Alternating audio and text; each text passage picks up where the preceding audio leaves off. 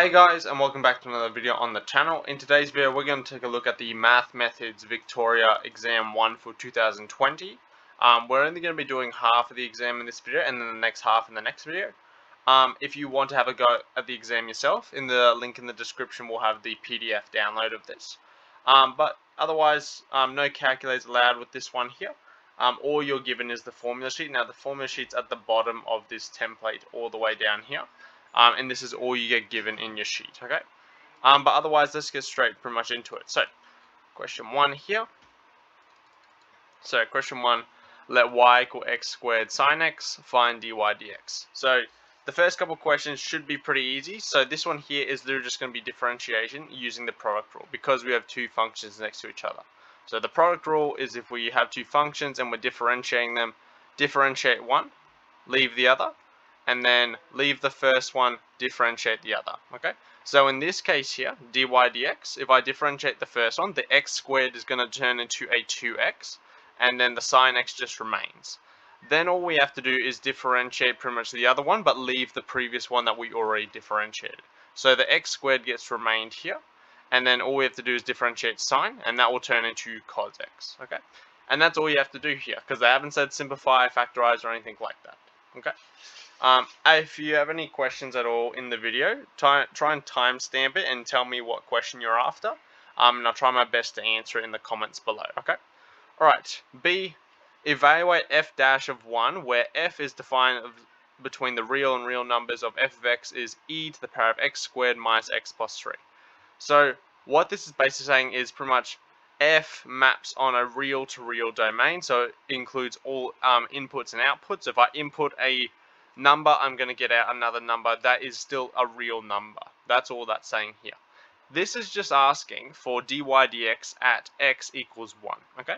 So you should be familiar that, alright, y is the same as f of x. Likewise, dy dx is the same as f dash of x, okay? So here, all we have to do pretty much is just differentiate this guy first. So here, f of x is ex squared minus x plus 3. Now to differentiate this guy here, you have to use chain rule. So differentiate that inside and bring it down to the front. So that'll be the differential of the inside function. So that'll be 2x minus 1. And then just to differentiate e to the power of anything will be itself if that's a variable up there. So all we have to do is just rewrite this guy again. And you've differentiated it successfully. Okay. Now all we have to do is pretty much replace this guy here and any value of x with pretty much 1, because in the question here we're looking for f dash of 1. So here f dash of 1, replace the x's with 1s. So here you have 2 times by 1 minus 1, e to the power of 1 squared minus 1 plus 3, and all we have to do is simplify this. So f dash of 1, 2 times by 1 is 2, 2 minus 1 is 1, so that's coefficient of 1. And then here you'll have 1 squared, which is 1, minus 1, which is 0, plus 3. So all you're going to do is have a plus 3 up there. And that's the correct answer to this one here. Again, not really hard questions, but nice warm-up questions for you. Okay, so let's head into the next ones. Okay, so these ones here look a bit beefy, but they're actually not too bad.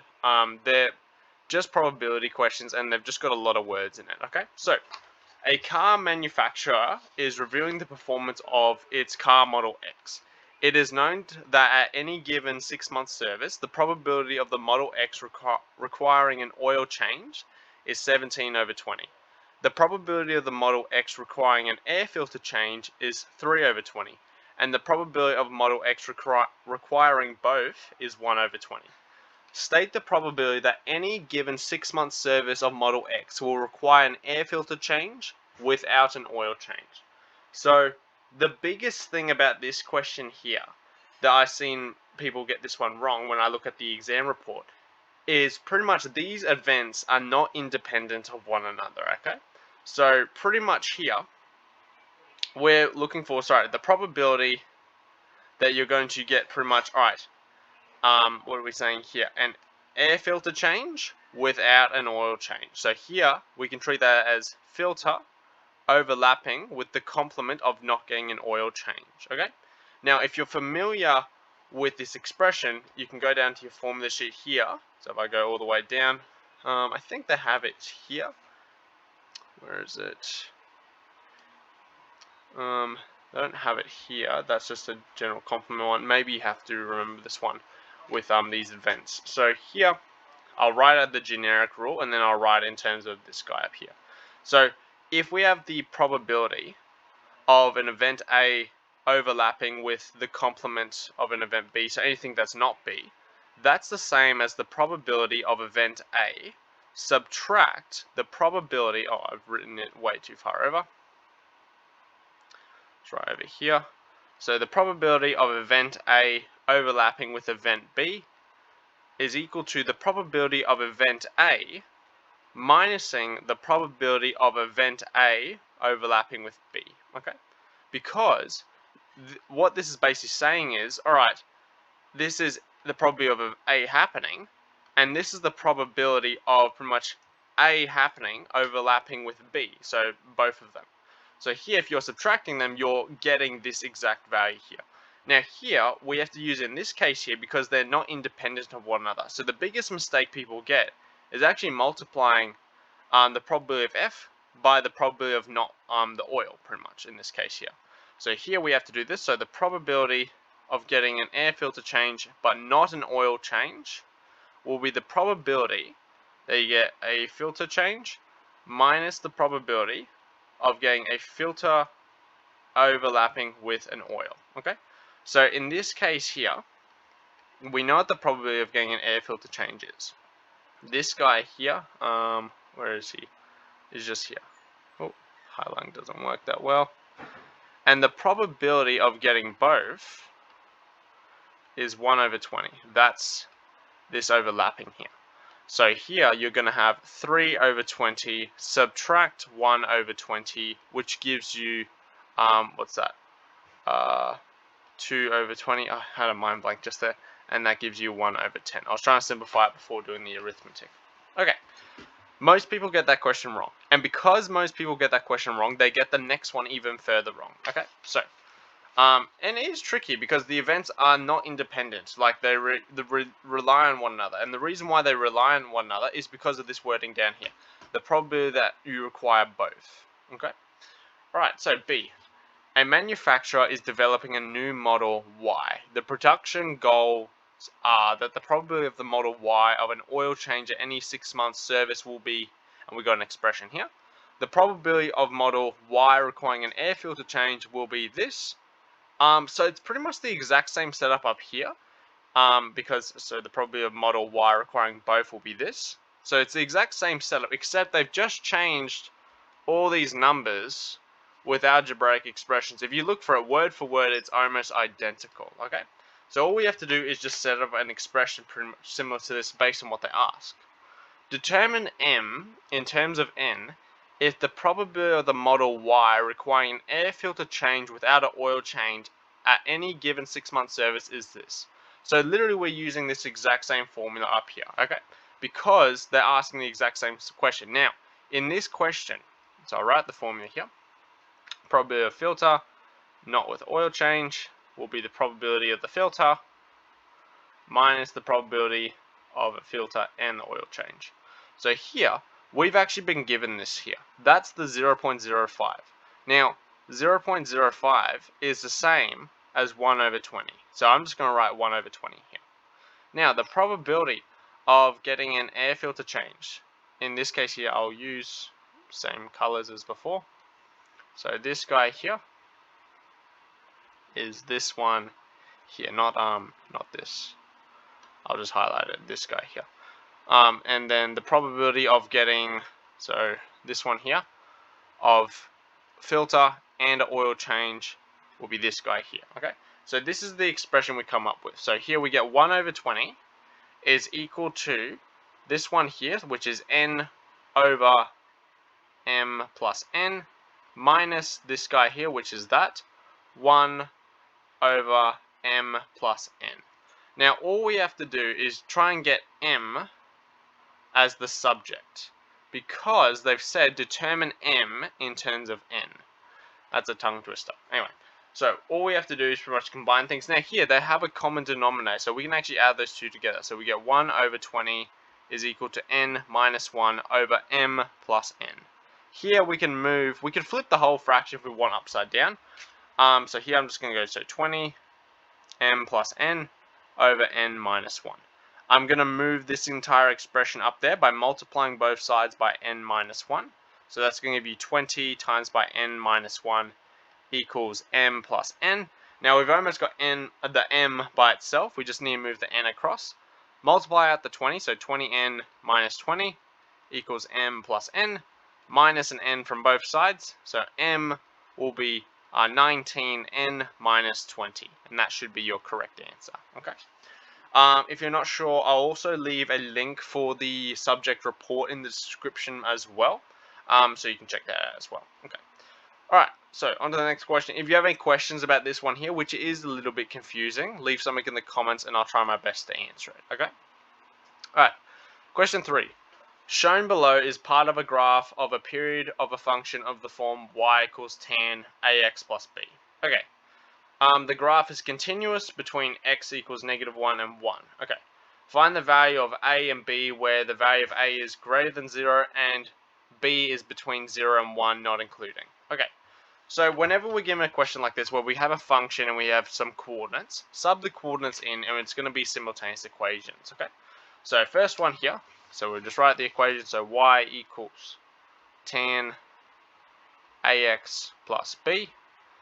And we're going to chuck in the coordinate -1, -1. This is x, this is y. So this will go here. So -1 equals tan a times -1 plus b. And then we can simplify that. So here -1 equals tan -a plus b. I'm going to move the tan to the other side by tan inversing. So tan inverse of -1 equals -a plus b. Now we actually know what tan inverse of -1 is, okay? So we know from our normal tan function, when pretty much we tan inverse 1, we get pi over 4, okay? So 1 is the value and pi over 4 is here. So it's exactly the same thing over here because the tan curve, without any translations applied to it, is virtually symmetrical, okay? So here, tan inverse of -1 should be -pi over 4, okay? Or 45 degrees. Now we're only going to write in radians because we're dealing with numbers here, not angles. So I'll write plus. Okay, so that's our first equation. We can't really do much more with that now. Okay, now our second one, exact same idea. Just get the other point. So the point is 1√3. Chuck this stuff in. So here, this is your x, this is my y. So I'll have √3 equals tan a times 1, so a times 1 plus b. And we're going to do the exact same thing we did here. Move the tan across, so we'll have tan inverse √3 equals a plus b. Now you're probably wondering how you're going to work out tan inverse of √3. Well, there's a triangle you learn in trigonometry, which is this guy here, your 60-30 triangle. And the parts of this triangle are very important for what we were actually working at here. Now, tan is opposite on adjacent, okay? Now here, we actually have √3 over 1. So here, that is your opposite, that's your adjacent. So here, that's your opposite, that's your adjacent. So it must be talking about this angle here, which is 60 degrees, which is pi over 3. So this should give you pi over 3, okay? So I'll change that back. Pi over 3 equals a plus b. Now we have two equations and two unknowns, okay? So now it literally is just going to be a bit of algebra, okay? So, equation 1. Equation 2. Now if I write them underneath one another, there's something that's really enticing that appears, okay? So here I'll go -a plus b equals -pi over 4. And then here I'll go a plus b equals pi over 3. If I add the two equations together, so 1 and 2, if I add them together, I'm going to cancel out a perfectly. So let's just do that. So I'm going to use elimination here. So here I'm going to go equation 1 plus equation 2. So here that's going to give you 0, 2b.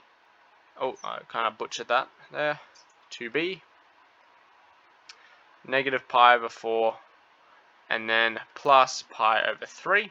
Now let's try and work this guy out, okay? So here, we go make them have common denominators. So here, I think the highest common multiple is going to be 12 in this case here. So times the top and bottom by 3 here. So you'll have negative 3 pi over 12. And here you have positive 4 pi over 12. So here this is going to leave you with positive pi over 12 as your answer. Or is it positive pi over 12? Yeah, I'm just double checking. Yep. And then divide by 2, so b is going to be pi over 24. Okay. Now we're going to use this information back up here. So a plus pi over 24 is equal to pi over 3. Move the pi over 24 to the other side, so pi over 3 minus pi over 24. So here we want to try and simplify this a bit. So to turn 3 into 24, we need to times that by 8. So times by 8, times by 8. So here you're going to have 8 pi over 24 minus pi over 24. So your correct answer will be 7 pi over 24 for A. Okay? And that's how you do that question. Okay? Again, if you have any questions, leave something in the comments and I'll try my best to answer it. Okay? But let's head down to I think this will be the last question because I think there's 8 questions in this exam. So I'll just do the first 4 in this video and then the next one's the next one. Okay? Alright, solve the equation 2 log base 2 x plus 5 minus log base 2 x plus 9 equals 1. Okay, so first of all, to simplify logs, obviously I can divide the insides, but first I want to move this guy in here first. So here, so 2 log 2 of x plus 5 minus log 2 of x plus 9 equals 1. I can move this guy to its power because of our log rule. Okay, so here I have log base 2. This entire thing, x plus 5 all to the power of 2 minus log 2 of x plus 9. Alright, so if I'm subtracting 2 logs with the same base, I can divide the inside. So here I'll have log base 2 over x plus 5 all to the power of 2 divided by x plus 9, and it's all equal to 1. Now here I want to use this relationship. So I want to convert from a logarithmic expression like I have here in equation 1 to equation 2, because there's nothing I can do with x here to try and solve it because it's trapped inside the log. So this can be written like equation 2 as 2 to the power of 1 equals this entire algebraic expression. Okay, oh that's a 2. Multiply both sides by x plus 9, so I'll have 2 times by x plus 9 equals x plus 5 squared. Multiply this out, so I have 2x plus 18. Multiply this out. So if I expanded this, that's the same as this because of that power of 2. X times x is x squared. X times 5 is 5x. 5 times 5x is plus 5x, and then 5 times 5 is 25. You can also, if you want to, skip to just this step here by just simplifying and adding those 2 terms there. Alright, move the 18 across, move the 2 across to get the subject as 0. So here I have x squared. 10x minus 2x is positive 8x. 25 minus 18 is positive 7. Okay, so here we are left with an expression, a quadratic expression that can actually be factorized. So we've got to think, alright, what 2 numbers multiply to give 7 but add to give 8? Okay, well I can think of 2. Positive 7 and positive 1. Okay, so because this is equal to 0, that means my solutions is x equals negative 7 or x equals negative 1. Now only one of these is correct. Now the one that's going to be correct here is, alright, if I chuck in x equals negative 1, that's going to be positive on the inside of the log, and so is that one. If I chuck in x equals negative 7, that one will still be positive, but this one won't be, because negative 7 plus 5 will be negative 2, and you cannot log a negative number. It just doesn't work. So do not put this answer, reject it. Explain why. So here I would just say log of negative is no, or something like that.